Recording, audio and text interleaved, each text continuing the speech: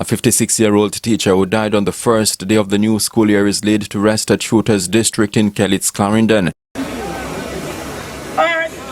to earth. Ashes to ashes. And dust to dust. His two children deliver a show-stopping remembrance at the Thanksgiving service. 7 months ago, my dad was reading my toast to me at my wedding. Who would have thought that 7 months after, I would be here standing over him, reading great memories about him, but he's not hearing. The good thing about all of this that I'm about to read, my dad knew it. And he knew he was an exceptional dad. I am in immense grief that he has left us so soon. But I feel an equal amount of joy that I was able to experience him, even if it was meant to be only a little while. And there were also tributes from the school where the late teacher was on staff and where his wife is still the vice principal. Mr. Walter has made 30 years of invaluable contribution to the Statesville Primary School. Yes, 30 years. That's no ordinary feat.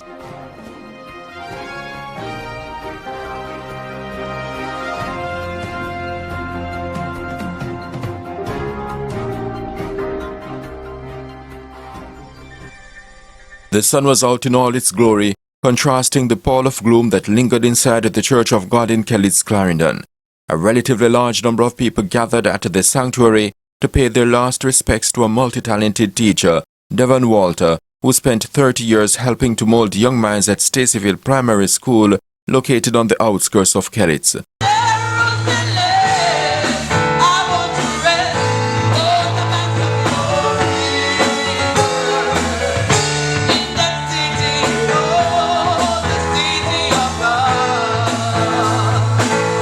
The 56-year-old passed away in hospital on September 4, 2023, the first day of the new school year. Teachers and students of Stacyville Primary were among those who attended the service of Thanksgiving on Saturday, October 14. The students belted out a song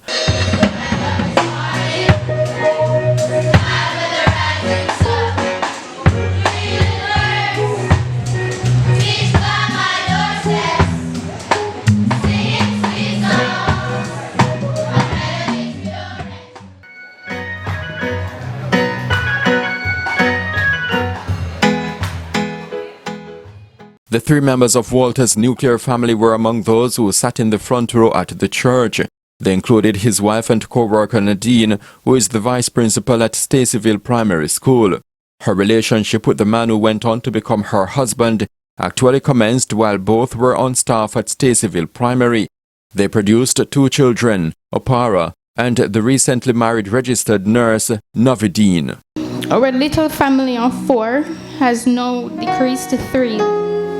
But it still holds so many memories that I will hold dearly to my heart. Because of Daddy, my future family will have quite the competition regarding the stalwart father, loving husband, and immaculate mountain of a man that Daddy was. I am in immense grief that he has left us so soon. But I feel an equal amount of joy that I was able to experience him, even if it was meant to be only a little while. I am happy I danced with him, spent time with him, took care of him, stayed with him, and most importantly, got the chance to love him. May his memory live on through us and his generations to come. I felt honored to walk down the aisle with my daddy. I'm happy we got a chance to do our father-daughter dance. I wish we could talk about it now. But you fulfilled your purpose on earth, and God decided to take you. I am proud to be the daughter of Devon Edmund Walter. I couldn't ask for a better father. I wear my name proudly. The Walter family name is small, but the support and love we have for each other could share out and dish to other families. I will forever uphold the values my dad instilled in me. He took us on family trips. He hugged us.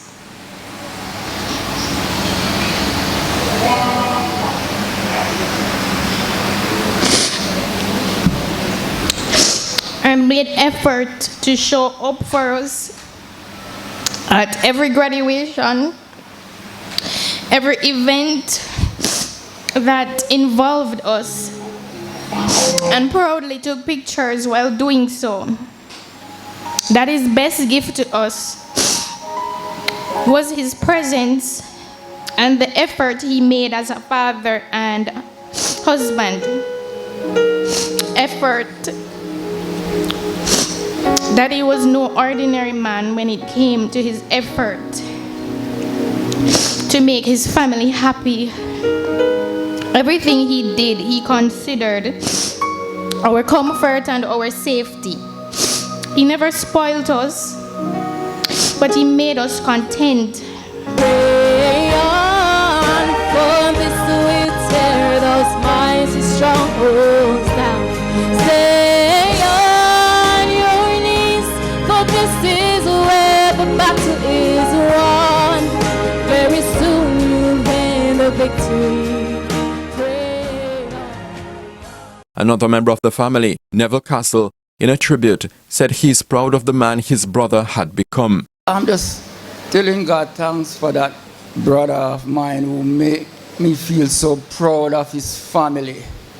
I'm just looking back at his family that he bond so well with. His wife was the right person for him, and it made me feel good about the life that he lived. When he left us from his German's family, I missed him. Even though I'm kind of glad and I kind of don't glad. I say, you know what? They're going to be in a better place to be what he wants to be for his family. And I'm so proud to see the way God turned him out to be a blessing to every one of you guys. Pastor Milton Sargent, who did the sermon, started with a short reflection on the life lived by his late brother-in-law. Mr. Devon certainly gives a reflection of the scripture. He took unto himself a very beautiful woman some years ago and made her his wife. And like the Bible says, he was supposed to multiply and take dominion over this world.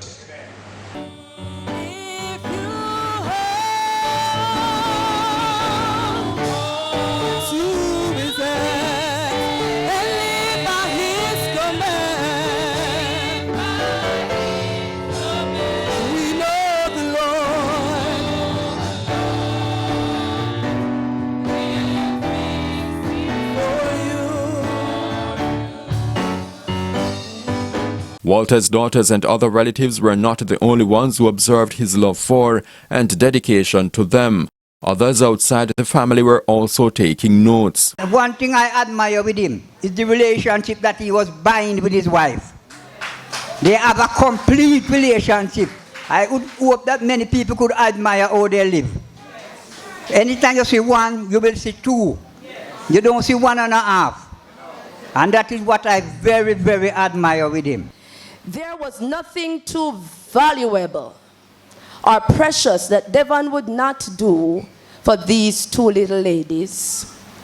He was the greatest storyteller from the womb to the cradle and throughout their formative years. With his creative and skillful hands, it was his joy and pleasure to build their swing, toys, and just about anything that would be in the stores. He taught them how to ride their first bicycle, even to use some of his tools. Daddy Devon could be the recipient of the Super Dad Award, as he never missed a clinic date or doctor's appointments.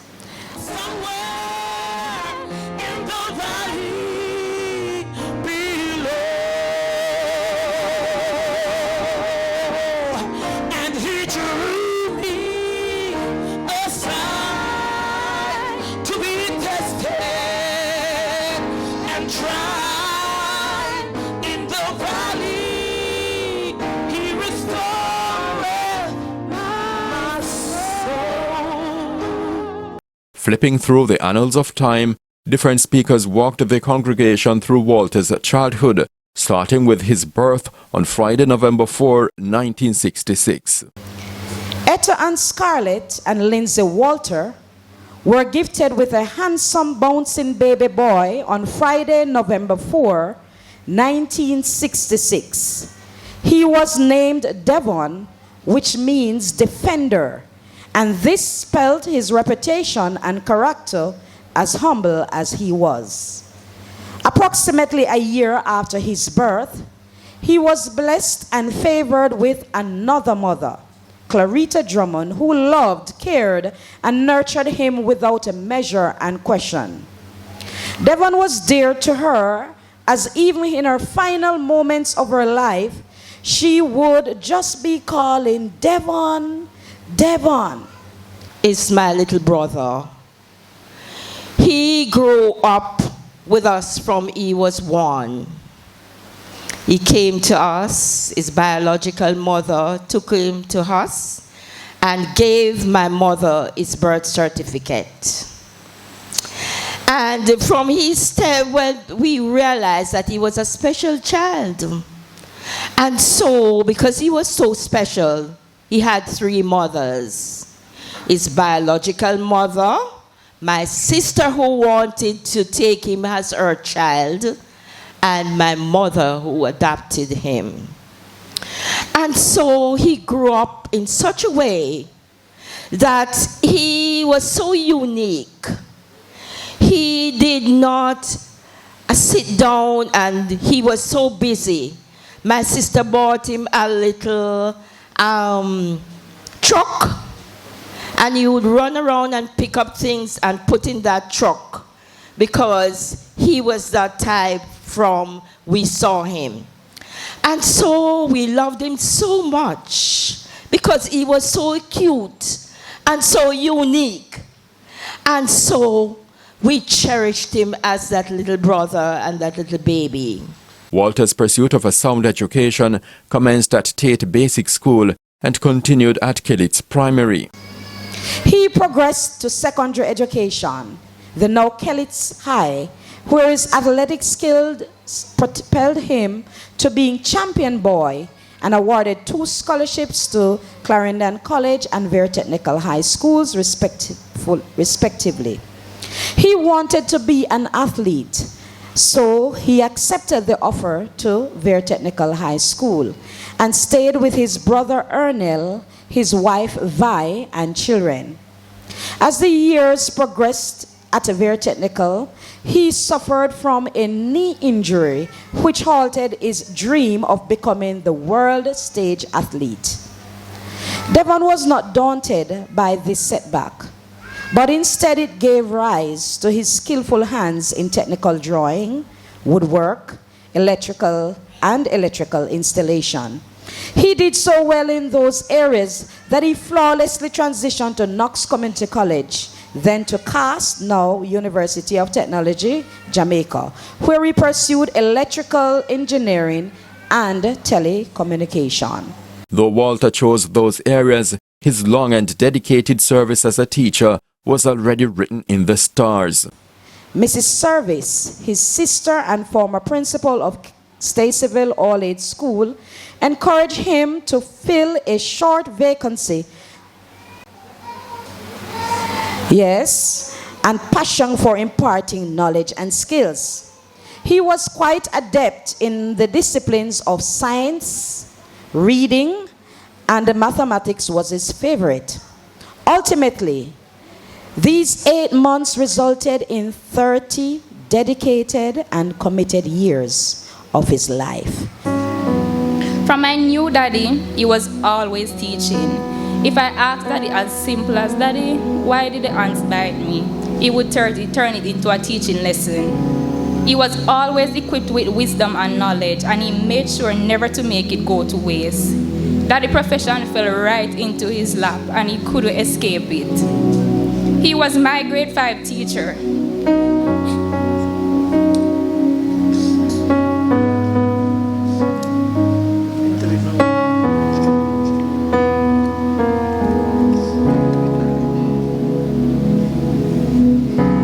And like most students, he also was one of my favorite teachers. Learning was easier because for science class, just know that all the experiments were going to be carried out. He would do more than just reading out of the textbook. Daddy was also a fair teacher. I remember not doing my homework and I got no break time.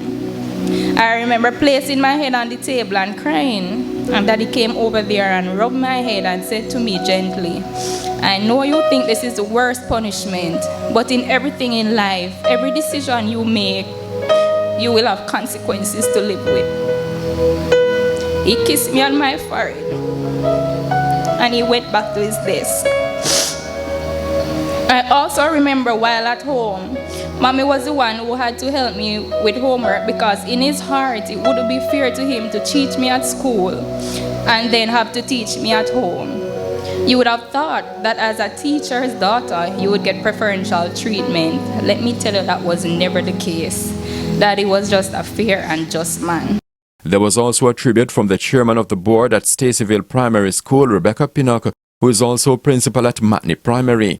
She recalled being one of Walter's colleagues and mentors when he started teaching at Stacyville. 30 years later, she stood at his funeral, proud of what she deemed his invaluable contribution through the teaching profession. Mr. Walter has made 30 years of invaluable contribution to the Stacyville Primary School. Yes, 30 years. That's no ordinary feat.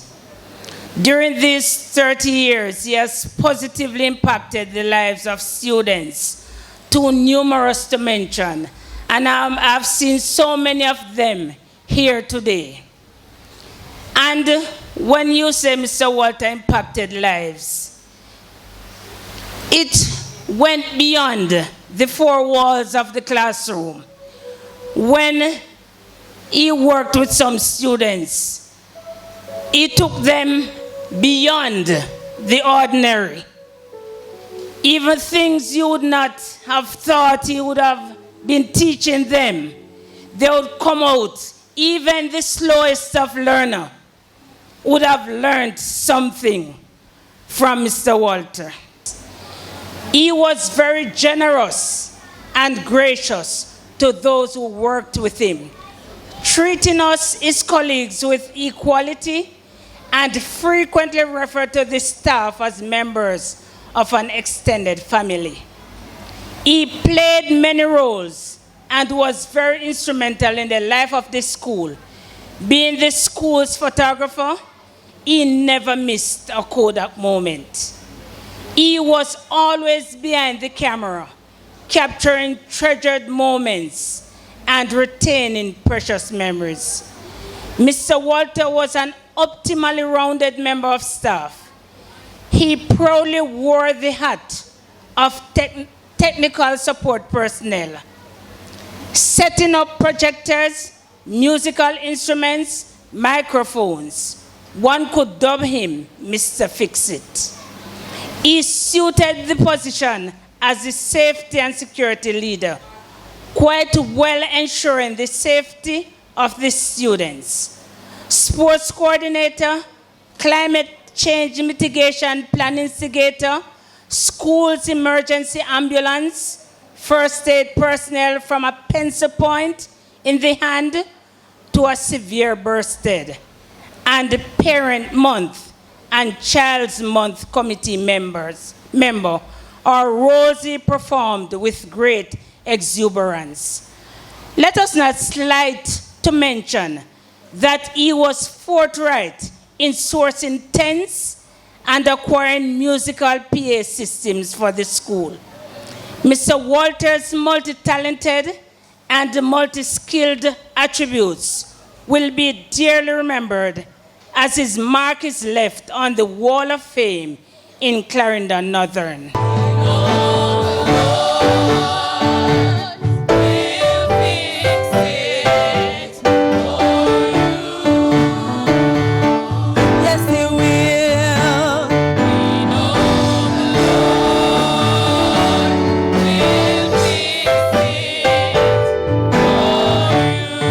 Walter was also remembered as a lover of animals and the environment. It is said that he was actively involved with the Mason River Forestry Reserve in his native Clarendon. In Devon's mind, omitting or worse, ignoring the environment in teaching and learning was tantamount to selling education. Hence, one could say all the trees, landscaping, and the labeling of trees on the compound of Stacyville was instigated by Devon. Almost every class he taught was instrumental in the planting and the labeling of trees, gardening, fencing, even building seats and a relaxation area so that all could enjoy the ambience of Mother Nature. For him, the environment is part of the hidden curriculum. Hence, trees, botanical names, and benefits were researched and labeled to trees. His green thumb left imprints on every nook and cranny of the Statesville Primary School. Walter was also steeped in African culture and history. Daddy was obsessed with African history and did not hide it.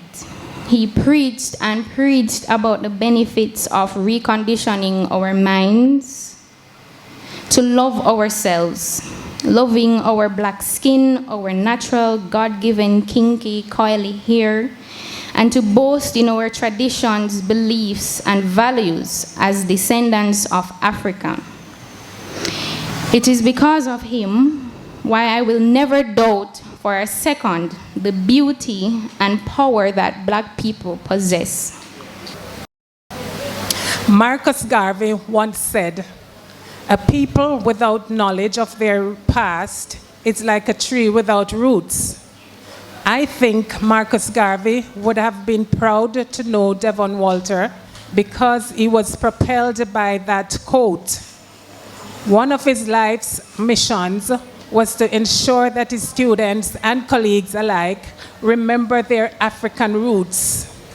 He boasted of the melanin in our skin, was captivated by the natural beauty of the black woman, and encouraged us, especially the girls, to be proud of the kink in our hair.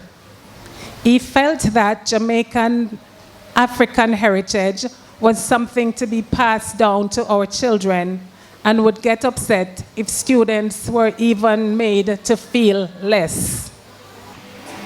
Daddy was a very specific person. His pants had to be at a certain width at the ankles. He dressed according to the weather. He had no issues whatsoever with the gray hair and had favorites when it came on to his clothes. No matter how many shirts or pants or a pair of socks we would buy him at the end of the day, Daddy was going to do what he wanted when it came to his appearance. He found privilege in being able to wear his hair at the height at which it was and would say something witty along the lines of, "Well, at least me no ball," when someone would comment that he needed a haircut. Luckily, because Daddy had such strong concept of self, he instilled the same into me. If you hold to his hands and live by his command, I know the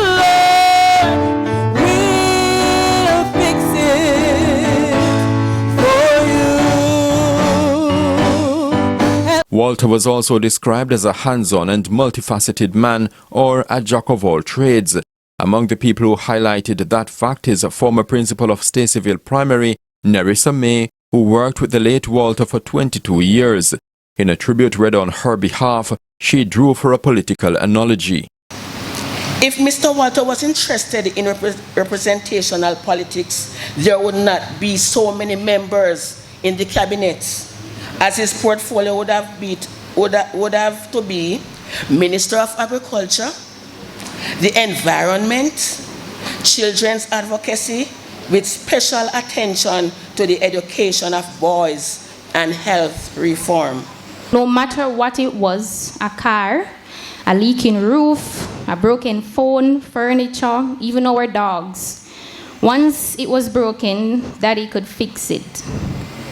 And God forbid if it was one of his inventions that got broken. He would fix it until God himself come down and said, Devon, that's enough, a time to replace it now.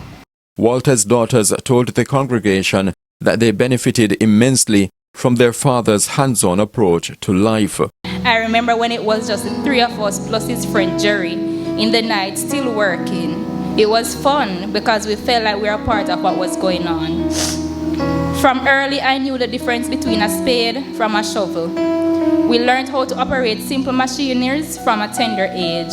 Even the wall that was being built as fence now, Daddy had us filling block pockets with little buckets because as a family, we love doing things together. Daddy always told us, not because I am the only man in the house means we had to depend on him for everything. He wanted us to learn how to be independent, but he was always willing to help when we needed him. Walter seemed so healthy and active, it appears no one, including his beloved wife, had any clue that he would have slipped so soon and so fast into life's twilight. That's among the reasons his spouse opted to travel abroad during the summer holiday. But as fate would have it, she returned to Jamaica a week before her husband fell ill. That week was basically spent, at various places, including 2 days of staff meetings. We would have never known that those 2 days would have been his last days with us as a staff at Stacyville Primary School. After a well-spent day in Maypen on Friday, August 25, things began to shift in the wee hours of Saturday morning. This sudden shifting of illness prolonged into Devon being hospitalized at the Maypen Hospital on Wednesday, August 30, Nadine's birthday. And by the way, it was like in Devon's subconscious, he knew something was not going to be ordinary on her birthday. So he gave her her gift on the very day she reached home from the airport. He remained in the hospital for 6 days. On Monday, September 4, 2023, his master decided to call him home.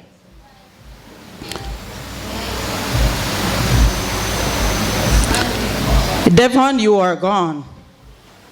But thank God for lending you to us. Thank you for all those soft, sweet things you left behind in our home, in our head, and in our hearts. He was a devoted man, a charitable man, a devoted father, a loving brother, an affectionate friend, a community man, a cultural enthusiast, a humble, gentle soul. Jack Thorne says, those we love never truly leave us.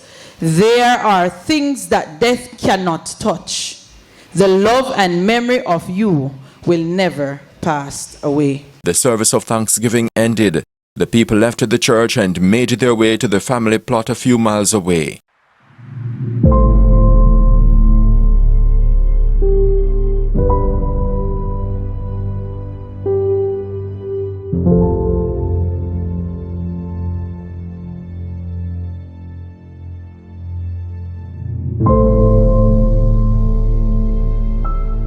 The procession eventually reached Shooter's district.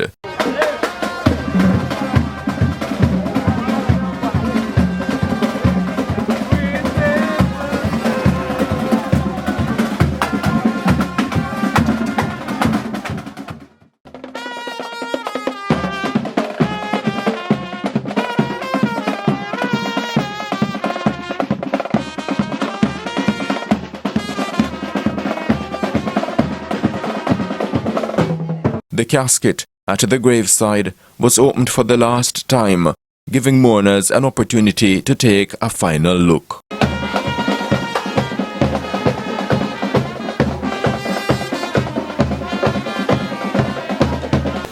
Here departed, we therefore commit his body to the ground,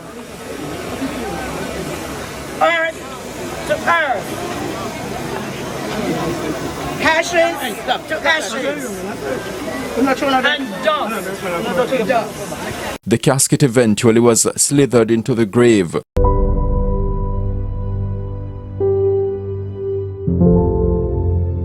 Don't you hear the bell now ringing? Don't you hear the angels singing? 'Tis the glory, hallelujah, jubilee. Oh, it's a pharisee forever, just beyond the shining river. When the rainbows fall and land for you and me. Masons poured their skills into the home stretch. On the behalf of videographer Dean Alcott, I am Horace Mills reporting from Kellits, Clarendon for the Jamaica Beacon.